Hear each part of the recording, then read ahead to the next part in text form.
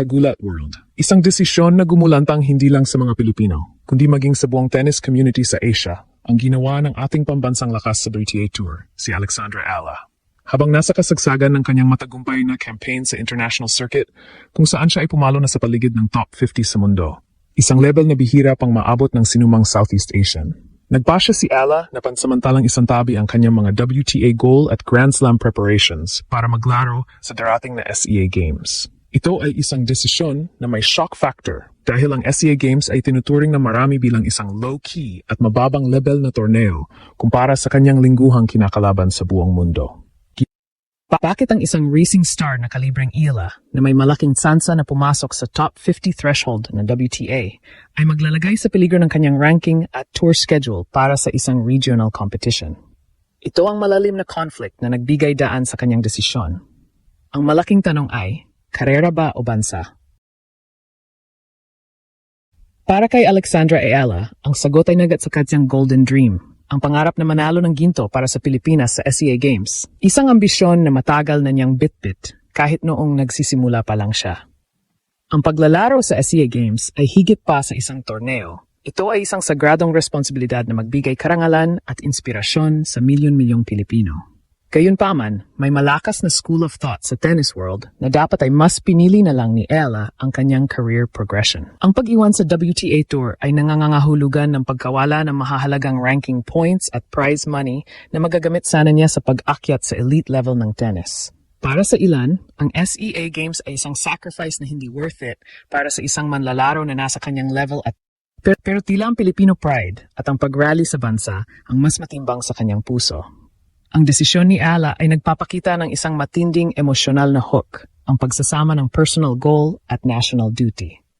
Sa kanyang unang laro na nakatakda sa Disyembre 14, Linggo, ang bawat Pilipino ay nakaabang hindi lang sa kanyang panalo, kundi sa isang narrative ng selfless commitment. Siya ay nagdala ng global impact at shock sa kanyang desisyon na ibigay ang lahat sa isang laban na hindi nagdadala ng malaking ranking reward. Ngunit nagdadala ng pinakamalaking honor, ang ginto para sa bayan. Ang ganitong uri ng sakripisyo ang mismong nagbigay buhay sa Pinoy Pride, framing na siyang nagpapaikot sa mundo. Patunay na ang pagmamahal sa bansa ay nananatiling mas matimbang kaysa sa personal glory sa isang career na tumitingin sa Grand Slams at WTA. Nagsimula ang matinding conflict ng opisyal na ipahayag Alexandra Ayala ang kanyang intensyon na maglaro sa darating na SEA Games na nagaganap sa gitna ng crucial stage ng kanyang WTA career. Sa edad na nagpapakita ng kanyang peak performance at patuloy na umaakyat sa global rankings, ang bawat desisyon ni Ala ay seryosong nakakaapekto sa kanyang long-term trajectory. Matapos pumalo sa top 50 ng WTA, isang pambihirang tagumpay para sa isang Asyano, lalo na sa Southeast Asia. Ang pressure ay nakatuon sa kanya na mag-focus sa mas malalaking tournaments, lalo na ang mga may mandatory attendance at malaking ranking points na iniaalok. Ang SEA Games sa kabilang banda ay isang regional tournament na halos walang weight sa WTA rankings. Ito ang pinagmulan ng global shock na kanyang idinulat. Ang school of thought ng mga tennis analysts sa buong mundo ay nagtuturo na dapat, sa kanyang level, ay umiiwas na si Ayala sa ganitong uri ng low-key competition. Ang pagiging number 50 sa mundo ay naglalagay sa kanya sa bracket kung saan ang bawat laro ay laban sa mga elite players. Ang mga tournaments na kanyang nilalaruan ay ang mga feeders sa Grand. Ang pag-alis niya sa WTA Tour, kahit panandalian, ay nagbibigay ng pagkataon sa mga kalaban niyang umangat sa rankings habang siya ay posibleng mawala ng momentum at points. Ito ay risk sa kanyang career progression na hindi maintindihan ng karamihan. Sa tennis, ang ranking ay tumutukoy sa eligibility mo sa Grand Slams at bawat ranking point ay mahalaga. Ibinigay niya ang opportunity na ito para sa isang laban na ang reward ay hindi financial o ranking-driven, kundi purely emotional. Ngunit ang conflict na ito ay nagbibigay din sa isang mas malaking narrative, ang commitment ni Ala sa Golden Dream. Ang emotional nucleus ng kanyang desisyon ay ang pagnanais na sumunod sa path ng mga national heroes na handang magsakripisyo ng personal glory para sa bayan. Noong mga bata pa lang siya, ang panalo sa SEA Games ay tinitingnan niya na isang major achievement, katumbas ng international glory. Ang global impact ng kanyang desisyon ay nasa irony nito. Ang isang player na may kakayahang manalo sa Grand Slam level ay piniling manalo ng ginto para sa kanyang bansa, na nagpapakita na mas matimbang ang national pride kaysa sa personal ranking sa WTA.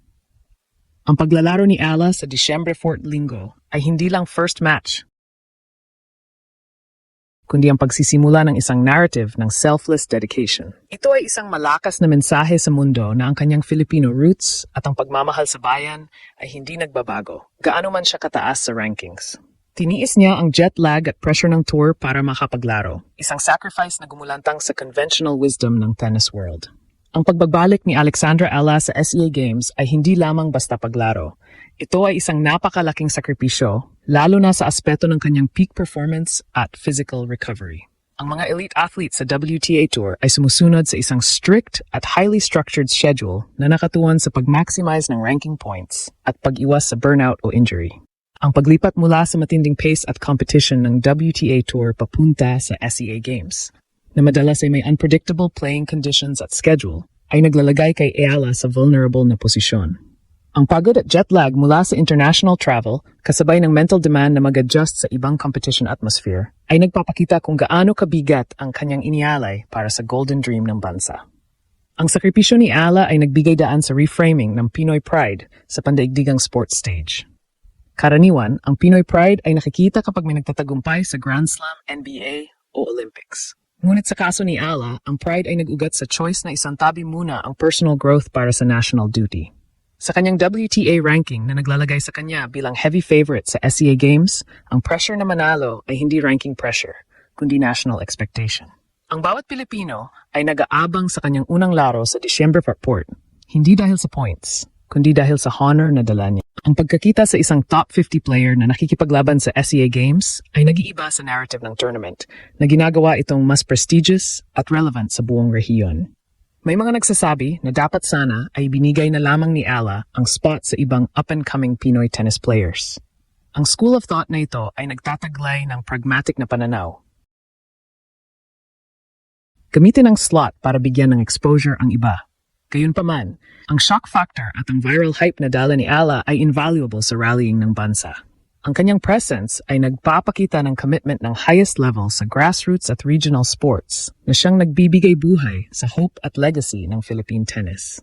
Ang kanyang mga tagumpay ay magsisilbing major inspiration sa mga batang Pilipino na nangangarap din na maging international stars, na nagpapatunay na kaya nilang abutin ang kanilang mga pangarap nang hindi nakakalimutan ang kanilang pinanggalingan. Sa huli, ang desisyon ni Ala ay sumasalamin sa ating core concept na from heartbreak to hope. Ang kanyang choice ay nagpapakita na ang tunay na tagumpay ay hindi lang sinusukat sa WTA points, kundi sa legacy ng commitment sa bansa. Ang kanyang laro sa linggo, hindi lang laban sa kalaban, kundi isang pagpapatunay sa kanyang allegiance at undying spirit para sa Pilipinas.